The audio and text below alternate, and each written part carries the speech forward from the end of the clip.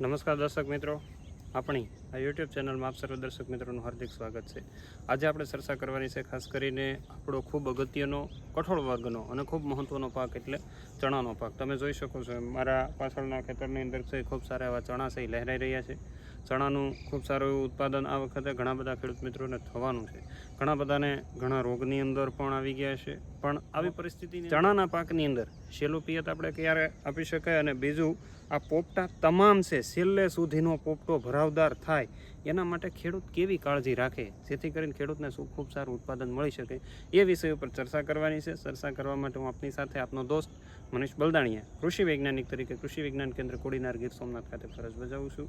તો આજ ચર્ચા કરીએ ચણાના પાકની અંદર છેલ્લું પિયત ક્યારે આપવું, છેલ્લા એવા કેવા ખાતરો આપીએ જેથી કરીને છેલ્લો પોપટો પણ ખૂબ સારો વજનદાર થાય એની ચર્ચા આજના વિડીયો. તો દોસ્તો આપણે આગળ વાત કરીએ પ્રમાણે ચણાના પાકની અંદર ખાસ કરીને છેલ્લું પિયત ક્યારે આપવું જોઈએ એ પહેલાં ખાસ એવું જોઈ લઈએ કે ચણા છે ખૂબ સારા એવા તમે જોઈ શકો એમ ખેતરની અંદર મસ્ત મજાના લીલા કલરના ચણા છે બહુ વ્યવસ્થિત રીતના, પણ તોય છતાં ઘણા બધાને ઘણા પ્રોબ્લેમ જોવા મળ્યા છે. ચણા છે એની અંદર પાંદડા છે અમુક જાંબુડિયા થવા માંડ્યા છે. આ તમે પોપટા પણ જોઈ શકો છો એ પ્રમાણે જાંબુડિયા અમુક થઈ ગયા છે. તો એમાં ઘણીવાર એવું બની શકે કે પોષક તત્વોની ખામી પણ હોઈ શકે. બીજું પિયત વધી જાય તો પણ આ સમસ્યા થઈ શકે. એટલે મારે આજ ખાસ એવી ચર્ચા કરવાની છે કે ચણાના પાકની અંદર છેલ્લું પિયત અને છેલ્લો ડોઝ ક્યારે આપવું જોઈએ, કારણ કે અને છેલ્લા ડોઝની અંદર ખેડૂત શું કરે તો ખેડૂતને સારું ઉત્પાદન મળી શકે. તો મિત્રો ચણાના પાકની અંદર જનરલી આપણે બહુ ઓછા પિયતની ભલામણ કરેલી હતી કે ચણા છે જનરલી તમે જોયું ઘઉં ત્યાંય બિનપિયત થાય, મોટા ભાગે ચણા છે બિનપિયત થાય છે, તમે બધા જાણો છો બરાબર. તો ચણા આપણા માટે ખૂબ અગત્યનો પાક છે એટલા માટે કે એ બિનપિયતની અંદર તમે વાવેતર કરો છો તો એમાં ઓછા પાણીની જરૂરિયાત પડે એવું મહત્ત્વનું સાબિત થયું.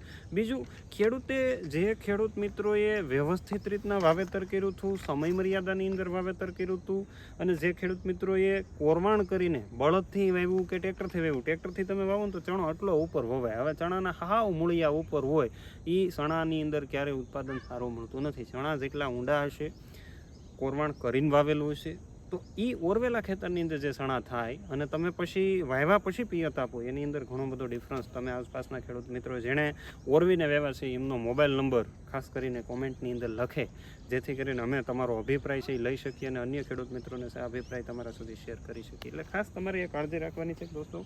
આ રીતના ચણાનું જ્યારે આપણે વાવેતર કરેલું હોય ચણાની અંદર ફૂલ છેલ્લે સુધી ફૂલ રહેવાના છે. જો અહીંયા પોપટા છે એ બધા ભરાવદાર થઈ ગયા છે, અહીંયા હજી ફૂલ આવી રહ્યા છે. જો આ ફૂલ હજી હમણાં જ કરમાણું છે. આવી પરિસ્થિતિનું નિર્માણ થયું છે. આવી પરિસ્થિતિમાં જ્યારે ચણાનો પાક છે એ મોટાભાગે 70 દિવસનો થયો હોય, 75 દિવસનો થયો હોય ત્યારે એક પિયત આપી દેવાનું છે 70-75 દિવસના સમયગાળે. એ પછીનું પિયત છે આપણે 80-85 દિવસના. જેને 3 નંબર ચણા છે એને 80 દિવસ પછી કોઈ પિયત આપવાના રહેતા નથી, પણ જેને 7 નંબર ચણા છે, જેને 8 નંબર ચણા છે, જેને 5 નંબર ચણા છે, તો આ ચણા છે એ 100 દિવસ કરતાં વધારે સમયગાળો પાકવાનો લેતો હોય ત્યારે આ ચણાની અંદર તમારે 85 દિવસે છે છેલ્લું પિયત આપી દેવાનું છે. પિયત સાથે કોઈ પણ ખાતર તમારે નાખવાના નથી, એની ખાસ તમારે કાળજી રાખવાની છે, કારણ કે પિયત સાથે તમે ખાતર આપશો તો ચણા છે બગડવાની શક્યતા વધી જશે. ઉપરાંત ઘણા મિત્રોએ એવું કર્યું કે પોતાની જમીનની અંદર ખેંચાવીને જે પિયત આપ્યા થાય એટલે પિયત પુષ્કળ માત્રાની અંદર અપાઈ ગયું. અમે એકવાર ભલામણ કરી હતી કે જો પિયત છે ફુવારા પદ્ધતિથી આપવામાં આવે તો ખૂબ સારું ઉત્પાદન લઈ શકાય, પણ મોટા ભાગે જે પિયત છે એટલે ઘણા બધા ખેડૂત મિત્રો હતા પોતાની જમીનની અંદર ધરાઈને પિયત આપી દીધું. પિયત આપ્યા પછી પરિસ્થિતિ એવી થઈ કે આપણા જે આ ચણા છે એના પાંદડા છે આવા જાંબુડિયા થવા માંડ્યા. હવે જાંબુડિયા થવા માંડવાનું કારણ એવું છે કે કાં તમારી જમીન ખેંચાણી અને પૂરતા પોષક તત્વો નથી લઈ શકતું. ઉપરાંત આ ચણાની અંદર એન્થોસાયનિન પિગમેન્ટ હોય. જાંબુડિયો છે પણ છોડ બહુ હેલ્ધી છે, એટલે આવા જાંબુડિયાની અંદર કોઈ દવા મારવાની જરૂરિયાત રહેતી નથી. જો અહીં સુધી આ છેલ્લો પોપટો, આ એની પહેલાંનો પોપટો આ પણ ભરાવદાર થઈ ગયો છે, એટલે આમાં કોઈ રોગ નથી. જાંબુડિયો ચણાનું મોટા ભાગે છે એક પિગમેન્ટેશન હોય છે, પણ તેમ છતાં એની અંદર ફોસ્ફરસની કમી. જો આમાં નીચેના પાંદડા તમે જોઈ શકો, નીચેના પાંદડા છે વધારે જાંબુડિયા છે. પછી તમે છે જાંબલી કલરના પાંદડા થાય તો એકવાર આપણે 05236 એના ડોઝ આપ્યા હતા, ઝીંક આપી દીધું હતું. છતાં જો થતું હોય તો એક પિગમેન્ટેશન હોય, પૂરતું પિયત છે એની અંદર છે ખેંચાણું એનો મતલબ એવો દર્શાવતું હોય છે. તો સામાન્ય રીતે તમારે પિયત છે વ્યવસ્થિત રીતના જ્યારે 50% કરતાં વધારે પોપટા બંધાઈ ગયા એને આપી દેવાનું હતું. ફ્લાવરિંગ અવસ્થાએ પિયત આપવાની આપણે ભલામણ કરતા નથી, પણ જે હજી પાછળ છે એને ફ્લાવરિંગ અવસ્થાએ ન આપવું. એટલે ખાસ તમારે આ રીતના ખેતરની અંદર છે પિયત આપી દેવાનું છે. બીજું છેલ્લું પિયત આપો ત્યારે છેલ્લા ડોઝની અંદર જો તમને એવું લાગે કે ચણાની અંદર ફૂંકારો આવવાની શક્યતા વધારે છે હજી અને ઝડપથી વળી જાય એમ છે, તો આવી પરિસ્થિતિની અંદર મિત્રો તમે યોગ્ય ફૂગનાશક દવાઓ કે જે થાયોફિનાઇટ મિથાઇલ કરીને આવે છે એ તમે 250 ગ્રામ 1 વીઘા દીઠ પિયત સાથે આપશો તો પણ ખૂબ સારા પરિણામ મળવાની શક્યતા છે. એ પછી લિક્વિડ સલ્ફર જે આવે છે 55%, આ લિક્વિડ સલ્ફર આપવાથી ચણાના પાકના છે પોપટા છે એ મજબૂત બંધાતા હોય.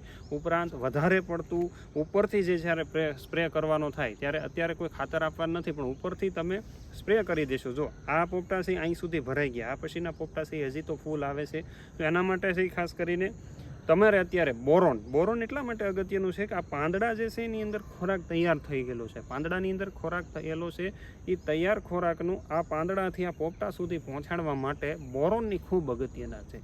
કારણ કે શુગરનું શર્કરાનું વહન માટે બોરોન ખૂબ મહત્ત્વનું છે. જો બોરોન વ્યવસ્થિત નહીં હોય તો તમારા છે પાકનું છે ઉત્પાદન સારું મળી શકતું નથી. એટલે બોરોનનો રોલ ઘણો બધો મહત્ત્વનો હોય. ઘણા બધાને છે એ બોરોન છાંટા વેગેનું રહી જતું હોય તો આવી સમસ્યા થતી હોય. સાથે સાથે 0050 જે બજારની અંદર આવે છે એ તમારે ઉપયોગ કરવાનો છે. 0050 તમે વ્યવસ્થિત રીતના સારી કંપનીનું સ્ટાન્ડર્ડ અને ઓગાળી અને સ્પ્રે કરશો. 100 ગ્રામ એક પંપની અંદર નાખીને છંટકાવ કરવાનો છે. આની સાથે 20 ગ્રામ બોરોન, બેનું ભેગું દ્રાવણ કરવાનું નથી. આની સાથે સ્ટીકર નાખવું ખૂબ અગત્યનું છે. ઘણા બધા ખેડૂત મિત્રો છે સ્ટીકરને એવોઇડ કરતા હોય. ખોટો 100 રૂપિયાનો ખર્ચો શા માટે કરવો? પણ એ સ્ટીકર છે આની અંદર જ્યારે પાંદડા ઉપર દવા પડે છે ને અંદર ઉતારવાનું કામ કરે છે, એને અહીંથી લઈને પોપટા સુધી લઈ જવાનું કામ કરે છે. એટલે ખાસ તમારે ભૂલવાનું નથી. આ સિવાય દોસ્તો બીજું, જે લોકોને પીળા થઈ ગયા હોય, જાંબુડિયા થઈ ગયા હોય અને વધારે પડતો પ્રોબ્લેમ હોય તો ઘણીવાર આપણે છે આવો પાંદડા સુકાવાનો રોગ થઈ જતો હોય. તમે અહીં જોઈ શકો એ પ્રમાણે પાંદડા છે એ આવા સુકાવા માંડે, તો આ કદાચ એસ્કોસ્કાઇટા બ્લાઇટના કારણે પાંદડા છે આખા પતરા જેવા, અને અત્યારે તો ઘાવર છે, નહીંતર ઝાકળ ન મળેલો હોત તો આ પાંદડાને જેમ તમાકુ છોડો એમ છોડી શકાય. આવી પરિસ્થિતિનું નિર્માણ થતું હોય તો એસ્કોસ્કાઇટા બ્લાઇટના નિયંત્રણ માટે તમારે યોગ્ય ફૂગનાશક દવા, જેની અંદર એઝોસ્ટ્રોબિન ગ્રુપની દવાઓ જે આવે છે, એઝોસ્ટ્રોબિન ડાયફેન્કોનાઝોલ હોય, એઝોસ્ટ્રોબિન ક્લોરોથિનોનિલ હોય અથવા એઝોસ્ટ્રોબિન મેન્કોઝેબ હોય, આ દવાઓનો તમે 20 થી 25 મિલીનો ડોઝ રાખી અને છંટકાવ કરશો, તમને ખૂબ સારા પરિણામ મળશે. એટલે જો આ પરિસ્થિતિની અંદર જુઓ, આ છોડવાની અંદર એક પણ પોપટો તમે જોવા મળતો નથી, કારણ કે આ છોડવાની એસ્કોસ્કાઇટા બ્લાઇટ છે એ અડી ગઈ છે. જ્યારે આ બધા છોડવાના પોપટા છે એ તમારે ભરાવદાર થઈ ગયા છે. તમે કોઈ પણ છોડવા જોશો તો તમને ખ્યાલ આવી જશે કે છોડવા પોપટા છે ભરાવદાર થઈ ગયા. આવી અવસ્થાએ પિયત છે એ ખાસ કરીને વધી પણ ન જાય, પિયત ઘટી પણ ન જાય. બોરોન તમે ભૂલી ન જાઓ એની તમારે ખાસ કાળજી રાખવાની છે. એટલે દોસ્તો તમારા માટે આ વિડીયો છે ખૂબ અગત્યનો. એટલે બોરોનની અગત્યતા મેં તમને સમજાવી પ્રમાણે શર્કરાના વહન માટે ખૂબ અગત્યનું હતું. 0050 ઘણાનો મને ફોન આવે કે સાહેબ હવે 05236 છાંટી શકાય, ઘણા એવું કે ફોસ્ફરિક, આ કારણ કે જાંબુડિયા થઈ ગયા તમને ફોસ્ફરસની. હા, તમે જો એક વખત યુઝ કર્યો હોય, બીજી વખત યુઝ કર્યો હોય છતાં તમને એવું લાગે તો તમે 100 ગ્રામ 05236, પણ મારી હિસાબે 05236ની જગ્યાએ જો 06020નો ઉપયોગ કરવામાં આવે, કારણ કે એની અંદર ફોસ્ફરસની માત્રા અને ફોસ્ફરસ એસિડના સ્વરૂપમાં આવે છે. કારણ કે છોડ છે ફોસ્ફરિક એસિડ ઉપાડે છે, ક્યારે ફોસ્ફરસ ડાયરેક્ટ લઈ શકતો નથી. તો ફોસ્ફરિક એસિડ છે એ ખૂબ સારું છોડ માટે પણ રહેશે. તો આનો પણ આ સમયે પિયત આપેલા હોવા ખાસ અગત્યના છે. જો પિયત વગરની જમીનની અંદર આપણે આ બધા ખાતરો પંપ ચડાવીને ઝીકાઝીક કરશું તો આપણને કોઈ સારા પરિણામ મળતા નથી. એટલે ખાસ તમારે દોસ્તો કાળજી રાખવાની છે. ચણાના પાકની અંદર છેલ્લો ડોઝ ભૂલાઈ જાય નહીં. ઘણાને એવું થશે માઇક્રોન્યુટ્રિયન્ટ ગ્રેડ 4 નાખી શકાય. હા, પ્રોબેબિલિટી હું ના નથી પાડતો, પણ છેલ્લી અવસ્થાએ બહુ જરૂરિયાત રહેતી નથી. 7 નંબર ચણાવાળાએ પિયતની ખાસ કાળજી રાખવાની છે. પિયત વધી જશે તો તમારે છે એ છોડવા ખાલી રહેવાના, પોપટા ખાલી રહેવાની શક્યતા વધી જશે.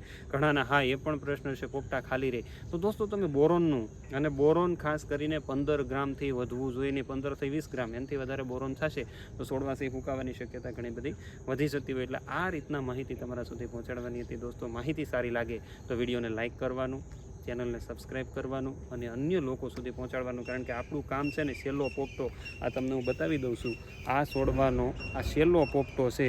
આ છેલ્લો પોપટો પણ જોઈ લો તમે, હાથથી દબાવીને જોઈએ તો ઘણો બધો મજબૂત છે. આ રીતના જો પ્યોર ડોઝ જેણે આપેલા છે એ બધા ખેડૂત મિત્રોને છે ખૂબ સારા ઉત્પાદન મળશે. પણ જેને ખાલી માત્ર ને માત્ર આપણી વાતો જ કરી છે કે આ બધું ખોટું છે, આમાં કાંઈ છે નહીં, તો એ આવો અમે કૃષિ વિજ્ઞાન કેન્દ્રના પ્લોટ ઉપર તમને બતાવીએ કે આ ચણાની અંદર.